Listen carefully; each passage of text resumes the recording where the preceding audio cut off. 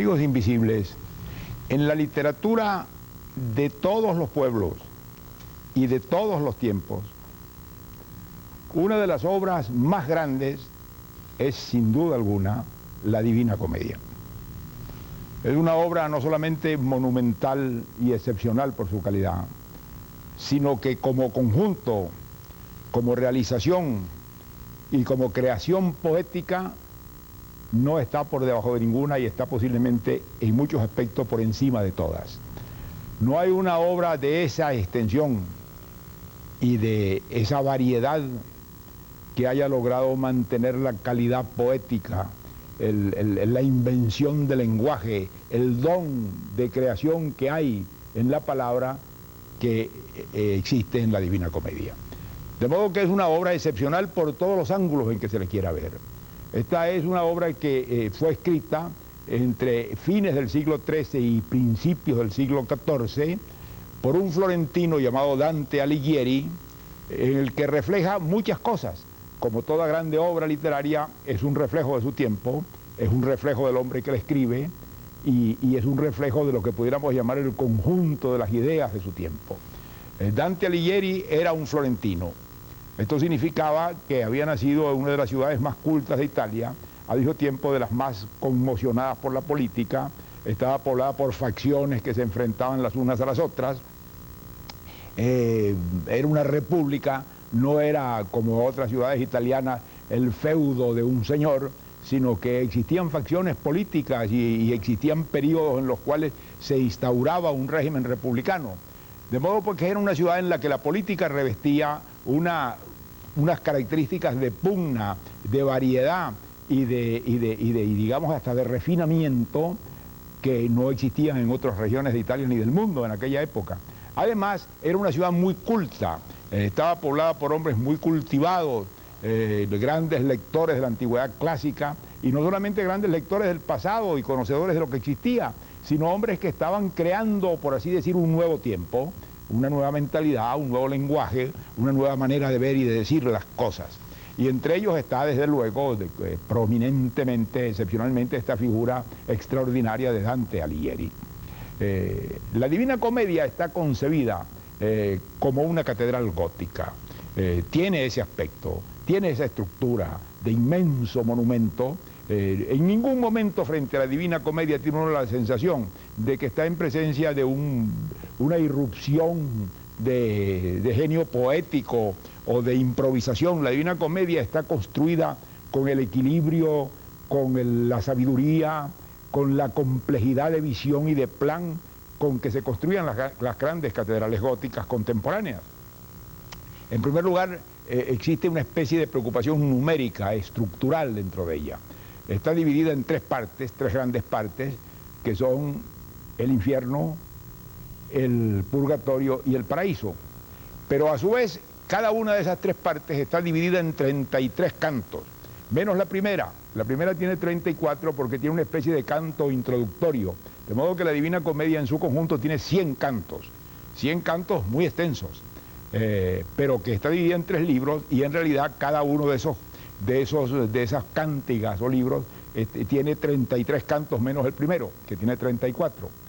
Luego está escrita en un sistema estrófico que igualmente tiene una relación muy estrecha con el número 3, es decir, está escrita en tercetos, en lo que llamaban los italianos de su tiempo terza rima. Todo esto, desde luego, le da una estructura numérica, geométrica, que podría ser muy fría.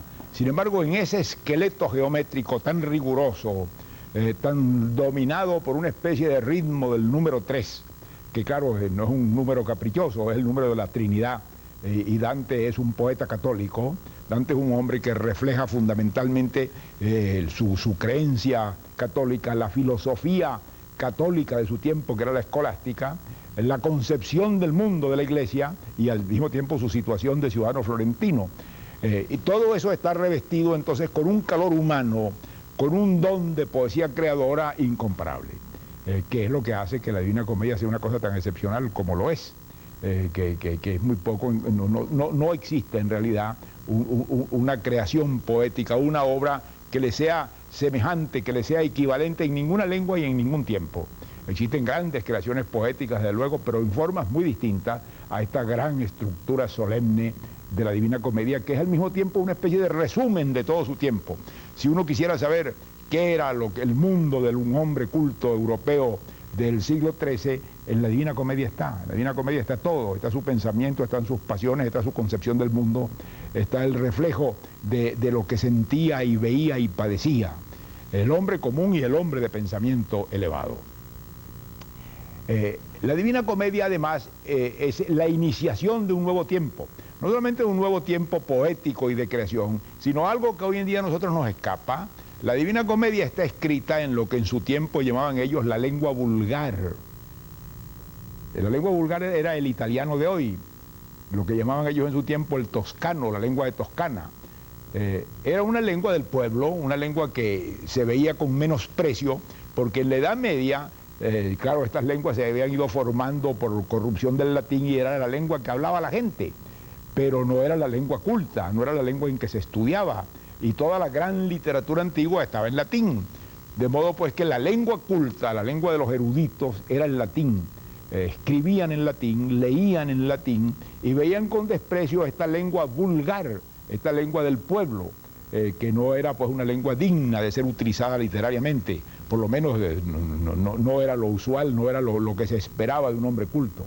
El hecho de que el Dante, que había escrito obras en latín y que era un hombre culto que conocía el latín perfectamente, acometa y dé el paso de escribir una gran obra poética, la más grande obra poética que él podía concebir y una de las más grandes obras poéticas de la humanidad, en lengua vulgar, ya significaba también un gesto muy importante.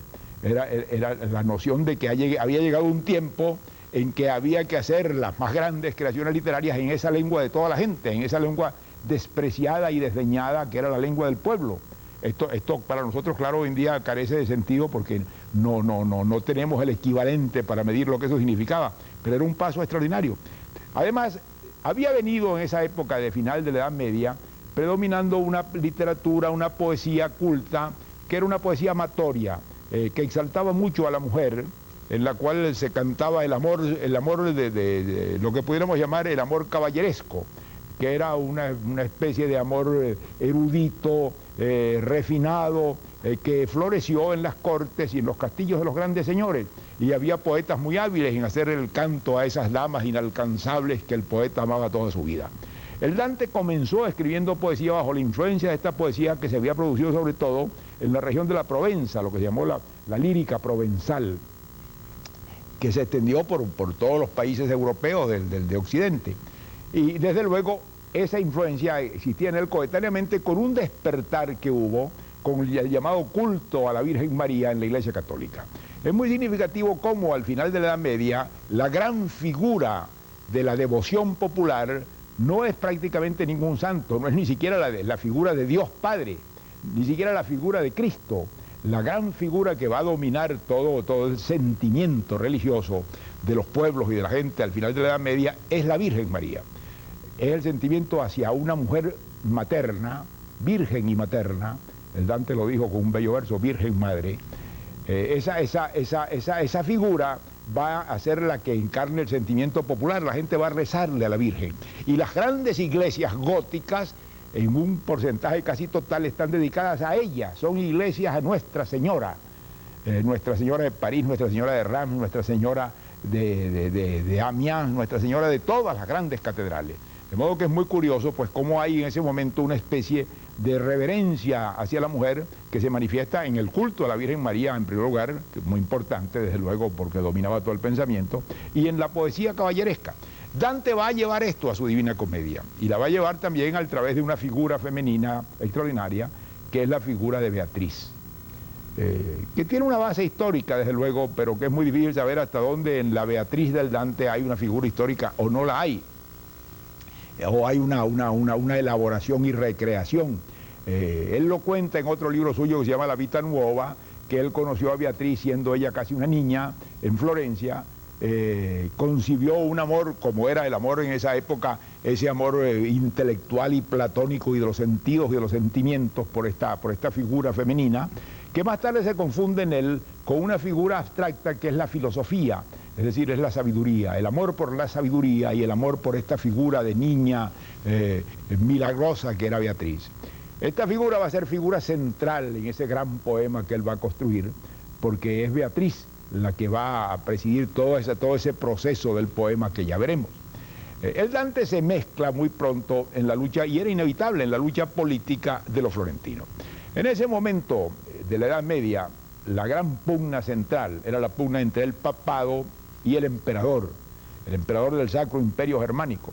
Los emperadores y los papas habían pugnado siempre porque, claro, los papas aspiraban a ejercer una autoridad temporal, es decir, a ser señores efectivos en el dominio de la política, y los emperadores, por su parte, pretendían que el papa no interviniera para nada en lo que no fueran asuntos espirituales y religiosos. Es decir, que el papa se mantuviera absolutamente fuera de toda injerencia en lo que pudiera tener que ver con la política. Y esas dos pretensiones pugnan y van a entrar en conflicto muchísimas veces. Y va a ser el gran conflicto central del final de la Edad Media, la pugna entre el emperador y el papa. Esa pugna entre el emperador y el papa se reflejaba en Italia tanto o más que en ninguna parte, porque Italia no estaba centralizada, porque Italia no tenía un régimen unitario, estaba dividida en muchísimas reinos, señoríos, ciudades independientes, y cada una de ellas hacía su propia política, lo cual hacía de la política italiana un panorama muy complejo. De modo que cuando el Dante está en Florencia y comienza su vida pública, él se encuentra con ese conflicto de los partidarios del Papa y los partidarios del emperador. Los partidarios del Papa era lo que le llamaban, con una palabra alemana corrompida, a los italianos del tiempo, los güelfos, y los partidarios del emperador eran los gibelinos. De modo que la pugna, para desgracia suya, fue gibelino, era partidario del imperio. Esto no quería decir que no tuviera sentimiento religioso, lo tenía profundo, que no tuviera lealtad para la iglesia. Su gran obra literaria no es sino un gran poema de exaltación a la visión que del hombre tiene la iglesia y a los dogmas de la iglesia.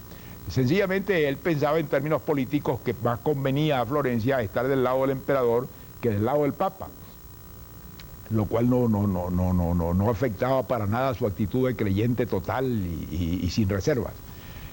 Esta condición fue fatal para el Dante porque los gibelinos perdieron en Florencia, fueron perdedores en Florencia, y esto condenó el Dante al exilio. El Dante se vio obligado a irse de su ciudad natal, a la que no volvió por lo demás, a vivir fuera de ella todo el resto de su vida. Salió de Florencia a una edad relativamente temprana, de 30 y tantos años, y va a vivir hasta su muerte a los 57 años fuera, en otras ciudades italianas, particularmente en Ravenna. Esta situación que lo convierte en un exilado, en un perseguido, va a influir mucho en su visión del mundo y en su carácter. Y la gran obra literaria, la Divina Comedia, se escribe en el exilio del Dante, en esa época pues en que él está fuera de Florencia, y tiene mucho que ver con su visión de Florencia y de su mundo. Ahora, ¿qué es esta obra? ¿De qué trata esta obra? Esta obra trata simplemente de un viaje, para decirlo en sus términos más sencillos.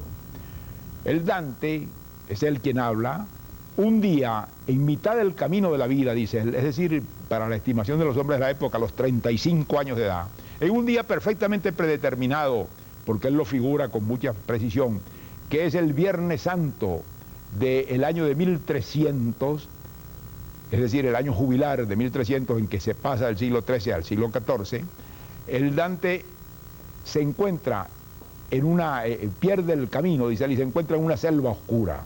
En esa selva oscura, él va a sentirse extraviado, es una cosa desconocida en la que él entra, y por allí se da cuenta muy pronto de que ha entrado en el infierno, de que está en la boca del infierno, al comienzo del infierno. Y claro, en esa boca del infierno, él comienza un viaje en el que va a encontrar una figura que lo recibe y que le va a servir de guía en la mayor parte del trayecto, que es la figura del gran poeta latino Virgilio. Virgilio, que a quien él llama maestro y conductor, lo recibe y lo acompaña y le sirve de guía en ese viaje. Ese infierno del Dante está bajo la tierra. Claro, la concepción de la Edad Media es que el infierno estaba bajo la tierra, era la parte inferior, era una especie de inmenso hueco que llegaba al centro de la tierra. Pero es una estructura arquitectónica sumamente elaborada. El Dante imagina verdaderamente una arquitectura complicadísima, de círculos entre círculos que van bajando hasta lo más profundo, donde están divididos los condenados según el tipo de pecados en que han incurrido en vida, y que además están castigados por castigos sumamente ingeniosos que tienen que ver con ese pecado. Allí va acompañando él a Virgilio como guía, contemplando todos estos condenados. Es allí donde entra lo contemporáneo. El Dante, cuando baja al infierno, lo encuentra poblado, claro, de figuras legendarias. Allí aparecen grandes personajes de la antigüedad, personajes que no son italianos, que pertenecen al mundo musulmán, como Saladino. Pero sobre todo ese infierno va a estar poblado de un modo increíble de italianos y de florentinos. Porque el Dante aprovecha esto, ¿verdad?, para hacer el gran panfleto político. Es decir, para condenar, es él quien condena, es él quien manda al infierno, es él quien le inflige esos castigos increíbles a estos hombres que él desprecia o detesta. Del pasado italiano, que ya han muerto, porque claro, tienen que estar muertos para estar allí, pero que él no conoció, porque era de un pasado remoto, pero sobre todo los que él conoció, con los que él pugnó y batalló en Florencia. Esos hombres él los coloca en el infierno, esos hombres los retrata en el infierno y allí los castiga y los crucifica realmente con la invectiva poderosísima de sus versos por la eternidad, porque aún hoy en día nosotros, que estamos tan lejos de la Florencia en que vio el Dante, seguimos viendo contorsionarse de dolor y de desesperación a aquellos hombres a quienes el Dante condenó allí y que allí están, y que de ellos no conocemos nosotros sino esa figura, la figura del condenado, la figura del proscrito, la figura del hombre maldito en todos los sentidos. La mayor parte de estos hombres y de estos crímenes que el Dante va contemplando en su marcha pertenecen sobre todo a los que son culpables de engaño y de fraude. Esto revela mucho que el Dante debió sufrir muchas decepciones en este sentido, de gente que lo engañó, de gente que faltó a su palabra, porque él le da una gran preferencia en su infierno a esta gente. Él desciende toda esa inmensa cava, ese inmenso vórtice yerto dividido en círculos del infierno hasta el fondo. Y cuando llega al fondo, entonces empieza el ascenso de un monte, también construido de un modo menos elaborado que el infierno, pero construido de igual forma, que es el purgatorio. En el purgatorio, él va viendo también gentes que están allí, claro que son gente menos culpables que las del infierno, pero allí están también muchos contemporáneos suyos. Y de allí del purgatorio, él pasa entonces a escapar de la tierra, de la montaña del purgatorio y de la cueva del infierno, a lo que él va a llamar y lo que él considera que es, y lo que consideraban los hombres de la Edad Media, lo que es el empirio, lo que es el cielo, lo que es la región donde está la potestad divina, el cielo. Y eso es lo que él llama en la tercera parte del poema, que es el paraíso. Claro que aquí ya no es un viaje que él realiza, sino es una visión en que él va pasando por las esferas celestes y en el que va describiendo un poco exteriormente la impresión extraordinaria de aquel prodigioso escenario en el que se trasluce en todo momento la majestad de la presencia de Dios. Quien lo guía aquí ya no es Virgilio. Virgilio es un pagano, Virgilio no puede entrar a la gloria cristiana, de modo que quien lo acompaña es Beatriz. Es la figura de Beatriz, la figura legendaria de esta mujer que él conoció en vida, con la que no se casó nunca, ella se casó con otro hombre, pero que se va a convertir en el eje central del gran poema y es la que lo va a acompañar en todo este ascenso hacia Cristo. De modo que él realiza ese viaje, que son las tres partes del poema, al infierno, al purgatorio y al paraíso, y sintetiza en eso toda la historia contemporánea de su Italia, porque está allí en los condenados al infierno, toda la historia pasada, porque la historia romana está también allí, y simultáneamente la filosofía cristiana escolástica, en grandísima parte la filosofía tomista. Claro que él no va siguiendo a Santo Tomás al pie de la letra, como muchos dicen, porque en él hay otras influencias, pero es la influencia de Santo Tomás sin duda preponderante. Y luego la creación inmensa que él hace, porque toda esa creación del infierno es de él. En realidad él no está siguiendo ningún patrón establecido por la Iglesia o establecido en alguna explicación esotérica de lo que es el bajo mundo. En esto él sigue también una inspiración de la antigüedad. Para él era muy importante y lo admiraba mucho el gran poeta Virgilio, el gran poeta romano. Tan lo admiraba que lo convierte en su guía, es Virgilio quien lo guía a través del infierno.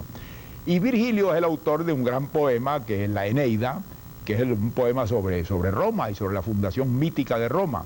Y entre las cosas que ocurren en la Eneida está un descenso de Eneas a los infiernos, ¿no? Que era una vieja tradición literaria. Y él va a repetir lo mismo, porque lo que va a hacer el Dante es ser un hombre que desciende a los infiernos y que logra ver la vida de los condenados, la existencia de los condenados más allá de la muerte. y por eso es muy simbólico que su guía sea Virgilio quien lo acompaña. Ese viaje que él realiza, desde luego, le permite meter toda la historia contemporánea, toda la historia antigua, toda la filosofía cristiana de su época, la filosofía escolástica y tomista, toda la visión del mundo y toda la ciencia de su tiempo, de modo que es una suma. La Divina Comedia, o la comedia, él no lo llamó nunca divina, la llamaron divina las gentes posteriores para decir lo maravillosa que es, ellos la llamaban la comedia. Este conjunto, esta inmensa creación, es la síntesis, una de las más grandes síntesis, no se ha hecho nunca nada semejante, de lo que pudiéramos llamar toda la suma del pensamiento y del conocimiento de un hombre en una época. Pero todo esto no significaría mucho, todo esto estaría olvidado y archivado, todo esto estaría perdido entre tanto libro enciclopédico de la Edad Media que hoy en día apenas unos eruditos hojean como curiosidad, buscando la historia de las ideas, de las creencias de los hombres. Lo que hace que la Divina Comedia no haya perdido su validez nunca, que cada generación la descubra de nuevo y que haya de continuar viviente y siendo lo que es ese monumento extraordinario mientras haya hombres capaces de leer, es la poesía de la Divina Comedia. Es que el Dante era uno de los más extraordinarios poetas que la humanidad ha conocido. Es decir, un hombre que tenía el don de la expresión, el don de la palabra en un grado asombroso. Y la Divina Comedia está escrita en ese lenguaje. Es decir, la Divina Comedia es un prodigio inagotable de creación poética. Uno puede no saber nada de lo que pasó en Florencia, uno puede no tener la menor idea de quiénes están allí, pero la belleza infinita, la profundidad, el prodigio verbal de aquellas expresiones y de aquellas frases son inolvidables y están entre las creaciones más grandes que el hombre ha hecho con el lenguaje. De modo que lo que hace de la Divina Comedia lo que es el lenguaje poético, es la creación poética de Dante.